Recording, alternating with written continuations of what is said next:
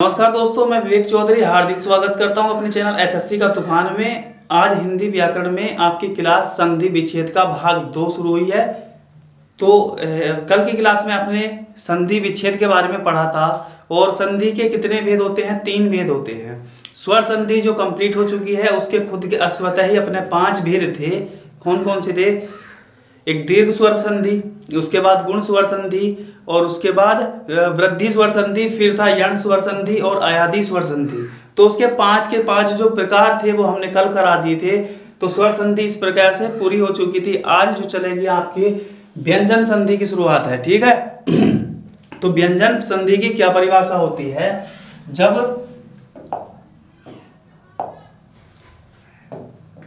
जब किसी व्यंजन का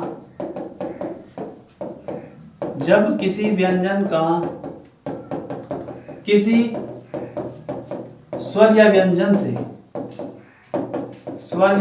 से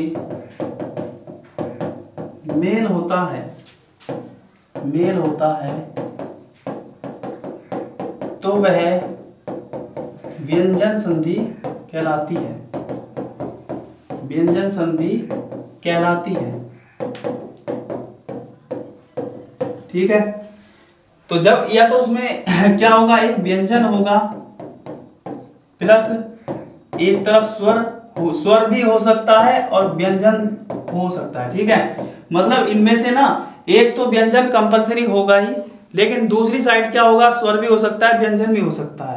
जो हमने कल स्वर संधि पढ़ी थी उसमें क्या था, स्वर प्लस स्वर, मतलब दोनों वर्ण क्या थे, आपस में स्वर थे।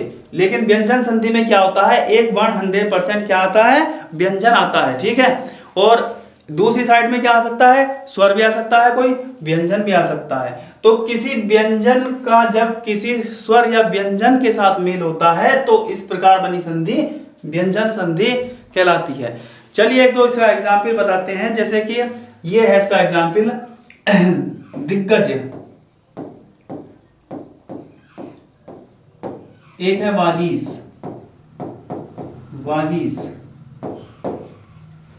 थोड़ा सा कठिनाई होती है इसके संधि विच्छेद करने में, क्योंकि इसमें जो जहां पर विच्छेद होता है तो उस वर्णों का परिवर्तन होता है। ठीक है, तो इस व्यंजन संधि के कुछ नियम भी हैं जो थोड़े हार्ड साबित होते हैं, और उसको आपको निरंतर उसका अभ्यास कर रहे हैं तभी जाके व्यंजन संधि को आप हल कर पाओगे। वैसे परीक्षा में सबसे ज्यादा बताया था, बस केवल इतना क्वेश्चन आ सकता है कि दिग्गज में किस संधि का प्रयोग हुआ है। ठीक है, तो हुआ है व्यंजन संधि। क्यों पहचानोगे, कैसे से देख लो, इसको तोड़कर देख लें, इसका विच्छेद करके देखते हैं। तो इसमें क्या, बाद का जो ध्वनि है या बाद का जो शब्द है उसको अलग निकाल दीजिए, गज। अब बाकी क्या बचा, दिग बचा, है ना। लेकिन दिग कोई शब्द नहीं होता, और ये ग का जो परिवर्तन है ये कै में कन्वर्ट हो जाएगा, कै कबूतर। ठीक है, तो ये बन जाएगा दिक। और हमेशा ध्यान रखें जब व्यंजन संधि का विच्छेद करें तो उसमें जो पहला ये होता है ना, इसमें आधा रख देंगे क्योंकि इसको स्वर रहित बना देंगे। यहां पर क्या लिखा है, व्यंजन का मेल किसी स्वर या व्यंजन से। तो ठीक है, पहला क्या होना चाहिए, व्यंजन होना चाहिए। यदि इसके नीचे हम हलंत ना लगाएं तो ये क्या हो जाएगा, कै, और कै में क्या, एक ए का लोप होता है, मतलब ए उसमें मिला हुआ होता है। जब हमने हलंत लगा दिया तो ये ए से हट गया, ओनली क्या बचा, कै बचा। ठीक है, तो दिक धन गज। ऐसे ही इसका करते हैं वागीश। तो इसमें ईस बाद का शब्द है, देख लीजिए यहां पर स्वर आ चुका है। अभी क्या बताया था, किसी व्यंजन का मेल किससे होगा, स्वर या व्यंजन से। तो इसमें क्या था, कै धन, इसमें से ए निकाल देंगे या गे निकाल देंगे, क्या है ना, ए निकलेगा। तो एक स्वर हो गया, एक व्यंजन हो गया। ऐसे इस प्रकार यहां पर क्या होगा, वाक धन ईस। अब ये आप सोच रहे होंगे कि वाग क्यों नहीं आया और क्या क्यों नहीं आया, तो इसके आपको जो नियम है उसको क्रम वाइज मैं नियम के अनुसार समझाना चाहता हूं। ठीक है, तो सबसे पहले हम पहले नियम की बात करते हैं, क्या नियम होता है। ठीक है, इसका स्क्रीनशॉट ले लें आगे पहले नियम पे चलते हैं।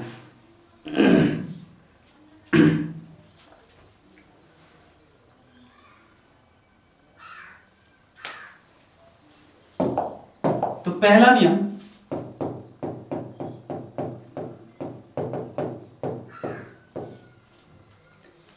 जो वर्णमाला आपने पढ़ी है तो वर्णमाला में कितने वर्ग हैं? 5 वर्ग है ना। कै वर्ग में 5 सदस्य हैं, क्या ख ग घ अण है ना।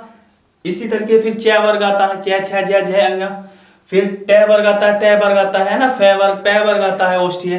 तो इस तरीके से वर्गों के अनुसार इसको समझे। सबसे पहले बात करते हैं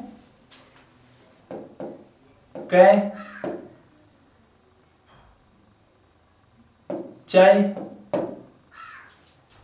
कै वर्ग, च वर्ग, फिर क्या आता है तय वर्ग, फिर आता है ट वर्ग आएगा ना,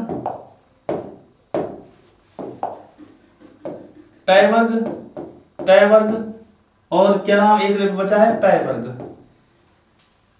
ये 5 क्या होते हैं? वर्गों के प्रथम सदस्य होते हैं। ठीक है, मैं वर्णमाला के तो समझा दूं आपको। कै ख ग घ अण, ये लिखा है च छ ज झ अंग, फिर ट ठ ट,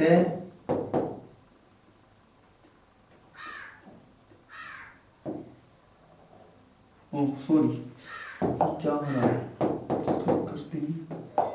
टैट है, डेड है, अण है, फिर आता है तय, थे, दय, धय, न, कर, थे, मैं। तो ये वर्णमाला के 5 वर्ग होते हैं, जिनमें 25 वर्ण होते हैं। इनको स्वर स्पर्श व्यंजन कहा जाता है। ठीक है, तो इसमें क्या है, देखो ये 5 वर्ण कौन से लिखे हैं? वर्ग के प्रथम सदस्य लिखे हैं, कै, च, ट, तय और प। ठीक है, इन वर्णों का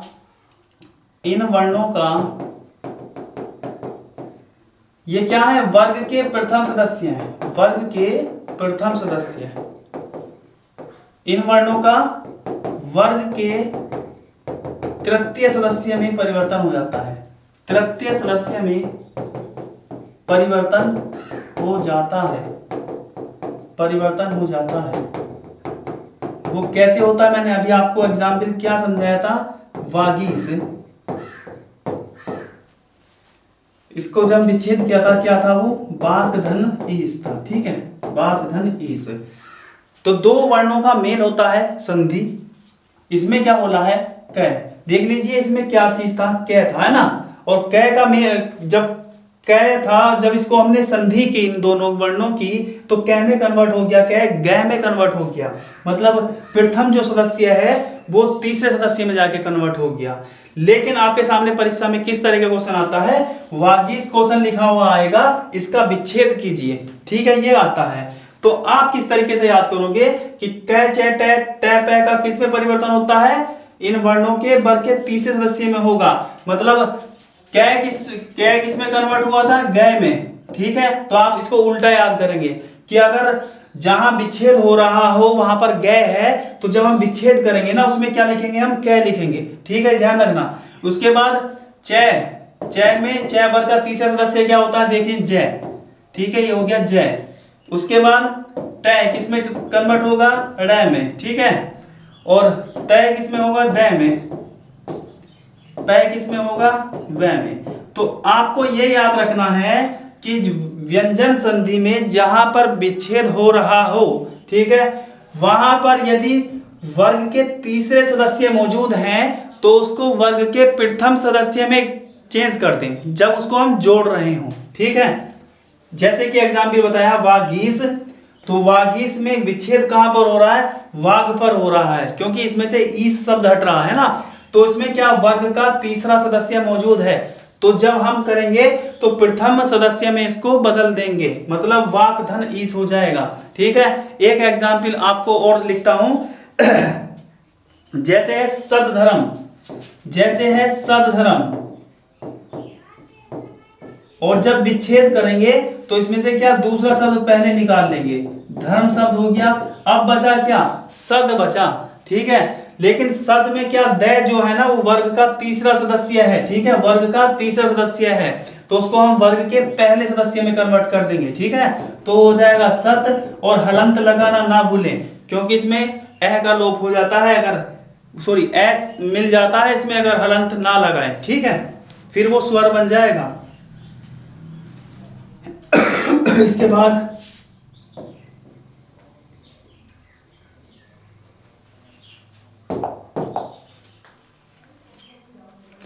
चलिए कुछ एग्जाम्पल और है, जैसे कि दिगंत है, दिगंत,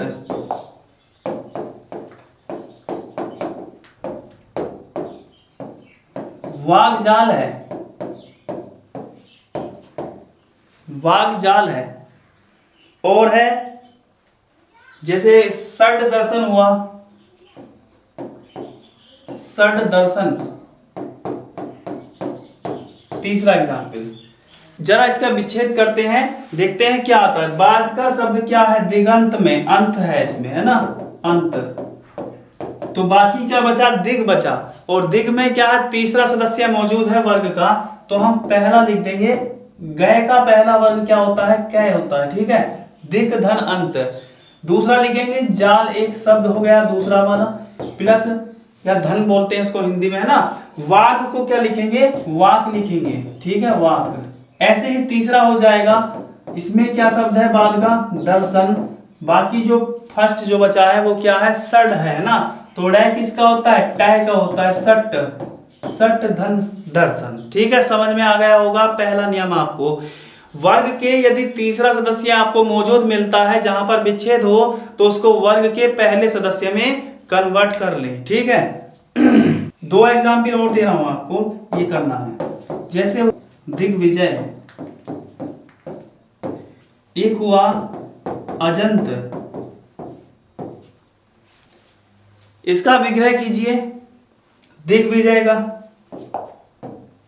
तो बाद की ध्वनि या बाद का शब्द क्या है, इसमें विजय शब्द है ना, दिग्विजय, मात्रा भले से उस पर लगी हो लेकिन विजय शब्द इसका अलग है, बाद का विजय। तो पहला शब्द क्या बचा, दिग शब्द बचा, और गए इसमें क्या नाम, वर्ग का तीसरा सदस्य है, तो हम उसको फर्स्ट में कन्वर्ट करेंगे, ये हो जाएगा दिग धन विजय। दूसरे में बताइए, ए पे अंक की बिंदी है, जय तय लिखा है, तो क्या लिखा है, अजंत लिखा है ना, मात्रा इस पे होगी, ठीक है, जय पे। अज अंत, अंत, ठीक है, बाद का शब्द क्या है, अंत है, तो पहला क्या बचा, ए और जय बचा, अज। तो हम जय क्या है, वर्ग का तीसरा सदस्य है, तो उसका पहला सदस्य क्या होगा, चय होगा, तो अच धन अंत, ठीक है। उम्मीद है कि आपको पहला नियम समझ में आ गया होगा। बढ़ते हैं दूसरे नियम की ओर, ठीक है। तो व्यंजन संधि का नियम नंबर 2 समझे। नियम नंबर जो 2 है वो कहता है कि वर्ग के पहले वर्ण का पांचवें वर्ण में परिवर्तन, ठीक है। तो पहले वर्ण क्या होते हैं, ये वर्ग होते हैं, कै, चे, टे, पै, तै और पै, है ना। और पंचम वर्ग को किसको कहते हैं, सबसे लास्ट में जो अनुनासिक होते हैं, जिनका बोलते समय मुंह और नाक की आवश्यकता पड़ती है, ठीक है। तो ये पंचम अक्षर है, ये भी पंचम अक्षर है, ये भी पंचम है और ये भी पंचम है। आपको ये याद रखना है कि जहां पर विच्छेद हो रहा हो जिस संधि का, और वहां पर यदि पंचम अक्षर मौजूद है, तो उसको काहे में कन्वर्ट करना है, वर्ग के पहले में कन्वर्ट करना है, बाकी कुछ नहीं करना, ठीक है। जैसे देखो वाड़म में लिखा है, तो वाड़म में विच्छेद कहां पर हो रहा है, वाड़ पे हो रहा है ना, तो मैं शब्द अलग है उसको हटा दीजिए, मैं शब्द अलग है उसको हटा दीजिए, धन, बताइए क्या आएगा, पंचम अक्षर है, तो पंचम अक्षर को प्रथम में चेंज करेंगे तो हो जाएगा वाक, वाक धन मय, ठीक है। सेकंड भी इसी टाइप का है, ये सभी इसी के एग्जाम्पल है ना। तो मत हो जाएगा वाद का शब्द, ठीक है। पहला क्या उन हुआ, लेकिन न जो है किस वर्ग का सदस्य है, पंचम तय वर्ग का, तो यहां पर क्या लिख देंगे, तय लिख देंगे, ठीक है। उत धन मत, इसका विच्छेद कीजिए, मेष, और न आया है तो तय कर दें, उत धन मेष। जगन्नाथ है तो ये क्या हो जाएगा, जगत धन नाथ हो जाएगा। षणमास है तो मास, मास मीन महीना, ठीक है। तो धन षण है तो इस वर्ग का, ये अणहर जो है ना, इसका पहला क्या होता है, टय होता है, तो सट 6 माह, ठीक है। और हलंत का ध्यान रखें, हलंत जरूर लगाते चले। तो नायक यहां आ जाएगा उत्नायक, उत्नायक। दूसरा नियम भी आपको समझ में आ गया होगा। यदि तीसरा सदस्य है किसी वर्ग का तो उसको भी पहले में करना है, ठीक है। यदि पंचम अक्षर जहां विच्छेद पर आ रहा हो तो उसको भी पहले में कन्वर्ट करना है। 2 नियम आपके क्लियर हो चुके हैं। तीसरा नियम बिल्कुल ही आसान है, कोई दिक्कत नहीं इसको समझने में। इसका कहते हैं क्षय संबंधी नियम। क्षय छतरी, तो क्षय संबंधी नियम क्या होता है, तो जहां पर विच्छेद हो वहां पर क्षय शब्द देखने को मिले और उससे तुरंत पहले आधा चय देखने को मिले। यदि क्षय से पहले आधा चय हो तो विच्छेद में चय का लोप कर देना है आपको, मतलब उस चय का प्रयोग नहीं करना है आधे चय का, ठीक है। एग्जाम्पल आपके सामने है, लिखा है विच्छेद। चलिए करते हैं विच्छेद का विच्छेद, ठीक है। तो यहाँ पर लिखा छेद और उससे पहले क्या है, आधा चय आ गया। इस नियम में यही तो है, 6 से पहले आधा चय लिखा हो तो उसका लोप कर दें, मतलब चय नहीं आएगा, ओनली वी आएगा, ठीक है। दूसरा स्वच्छंद, तो इसमें क्या आएगा, स्वधन छंद आएगा। इसमें क्या आएगा, स्वधन छंद आएगा।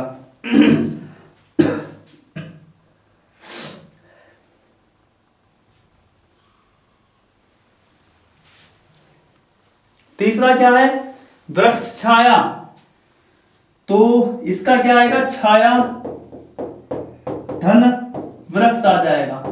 हाँ, इसमें एक चीज और आपको ध्यान रखना है, जैसे हमने यहाँ पर हलंत लगा दिया, वो थोड़ा गलत हुआ, इसमें हलंत का प्रयोग नहीं होगा। वो क्यों नहीं होगा, क्योंकि हमने चय का लोप रखा है, इसलिए पिछले वाले अक्षर में नहीं होगा इसका हलंत का प्रयोग।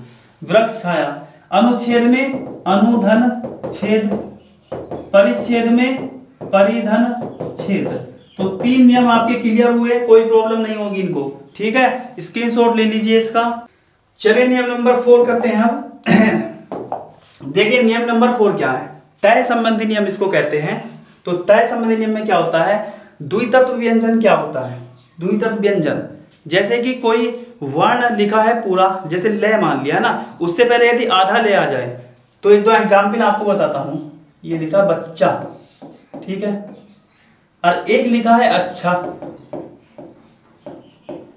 तो इसमें क्या हुआ है, आधा चय है फिर पूरा चय है, ठीक है। इसमें क्या है, आधा चय है, इसमें 6 है, तो इसको कट करें, ये होता है द्वित्व व्यंजन, ठीक है। यदि आधा व्यंजन लिखा हो, मतलब उसमें स्वर ना हो, उसके बाद पूर्ण व्यंजन लिखा हो जस्ट तुरंत बाद, तो उसको कहते हैं द्वित्व व्यंजन, ठीक है। तो द्वित्व व्यंजन का तय में परिवर्तन करना है, उसमें जो आधा अक्षर होगा उसको तय बना देना है, ठीक है। तो ये हो जाएगा उत धन नास। इसमें देखो डबल है ना, आधा डे और डे, तो उत धन डैम। इसका क्या होगा, उत धन लेख होगा। नेक्स्ट है सच्चित है, तो सच आधा चय है ना, तो सतचित लिखेंगे इसको, सत धन चित्त।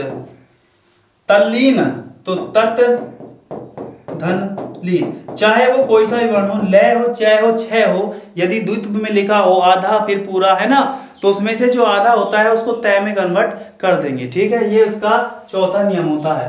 5वां नियम बात करते हैं अनुस्वार। अनुस्वार क्या होता है, अंक बिंदी, और अंक बिंदी यदि कहीं लगी हो तो उसको मैं में कन्वर्ट करना, ठीक है। तो से पे अंक बिंदी है, तो ये हो जाएगा अंक बिंदी को कै में कन्वर्ट करना है, मैं में। सम धन सय, और ये आधा ही आएगा मैं इसमें, ठीक है। दूसरा समधन योग संयोग।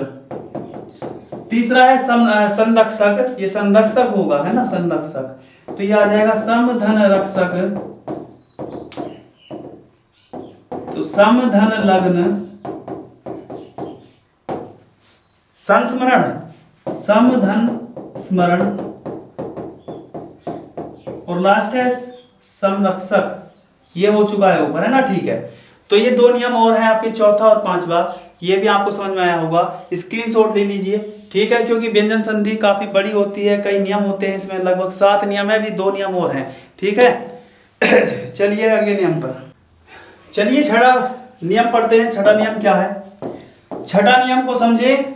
अणय जो होता है, जो दूसरे वर्ग का लास्ट अक्षर होता है, सॉरी तीसरे वर्ग का लास्ट अक्षर होता है, तो उसको किस चीज में कन्वर्ट करना है, आपको न में करना है।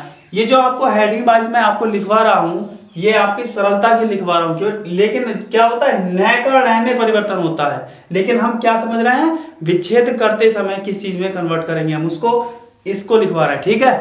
तो जब यदि कोई शब्द पूरा लिखा है, मतलब संधि किया गया शब्द लिखा है, उसको हम विग्रह करने को कहा जाए ना, तो तब ये काम करना है आपको ण का न में। जितने भी मैंने आपको नियम लिखवाए हैं हम वो विच्छेद के अनुसार, विच्छेद के लिए लिखवाए हैं, ठीक है।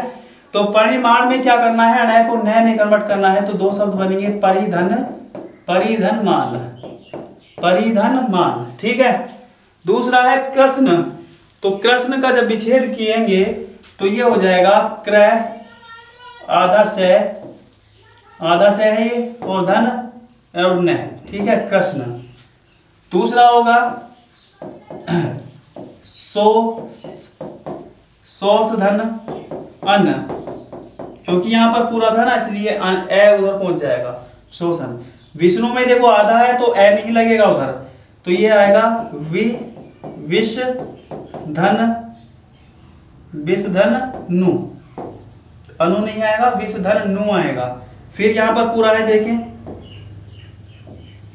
भूष धन अन्न, भूषण। ऋण का रे ऋ धन न, ठीक है। ये आपकी परीक्षा में आया हुआ प्रश्न है, ऋण का विच्छेद क्या होगा, तो ऋ धन न होगा बस ओनली, ठीक है। अगला है सातवां नियम, स षटकोण का स सपेरा, ठीक है, छोटा वाले स में परिवर्तन। तो जहां पर कोई शब्द जुड़ा हुआ शब्द है संधि, उसमें अगर श का प्रयोग हो रहा है, पेट सिरा स का, तो उसको हम छोटे स में परिवर्तन कर देंगे, ठीक है।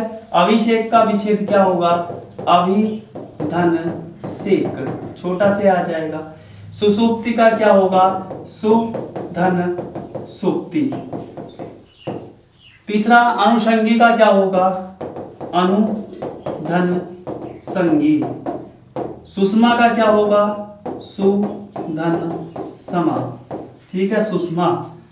और फिर निषेध का क्या होगा, निधन सेध। तो आपकी जो व्यंजन संधि है वो पूरी हो चुकी है। सातों के सातों नियम का एक बार जरूर रिवीजन कर लेना, आपके दिमाग से कभी नहीं निकलेंगे, ठीक है।